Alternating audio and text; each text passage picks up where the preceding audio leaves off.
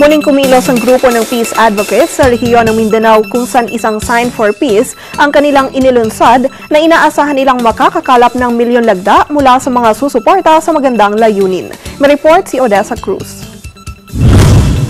Nangangalap ng 1 milyong pirma ang mga peace advocates sa Mindanao upang ipakita sa buong sambayanan na ang mga mamamayan ng isla ay para sa kapayapaan at hindi karahasan. Ang kampanya ay tinawag na I Value Life, I Sign for Peace. Ito ay naglalayong makakuha ng 1 milyon o higit pang mga pirma mula sa iba't ibang individual, organisasyon at institusyon sa buong bansa at ipakita na rin ang kanilang suporta para sa kapayapaan sa Mindanao, gayon din ang pagtigil sa armadong labanan. Ayon kay Tom Del Monte, ang director ng Office on the Bangsamoro Youth Affairs na nangunguna sa kampanya, nais nilang bigyang muka na ang mga nananawagan ng kapayapaan ay hindi lamang iisang tao, kundi milyon-milyon. Sa ginagawang opensiba ng militar laban sa mga bandidong Bangsamoro Islamic Freedom Fighters sa Maguindanao, mahigit 100,000 sibilyan ang naapektuhan at halos mag-iisang buwan nang nananatili sa mga evacuation centers at umaasa lamang sa rasyong pagkain ng pamahalaan.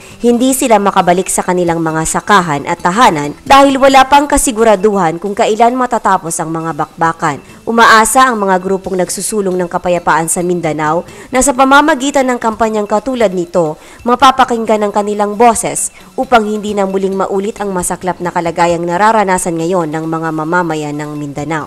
Ang signature campaign ay tatagal ng 3 buwan matapos itong simulan kaalinsabay ng selebrasyon ng Bangsamoro Week of Peace sa Autonomous Region in Muslim Mindanao ngayong linggo. Mula sa lalawigan ng Maguindanao, Odessa Cruz, Eagle News.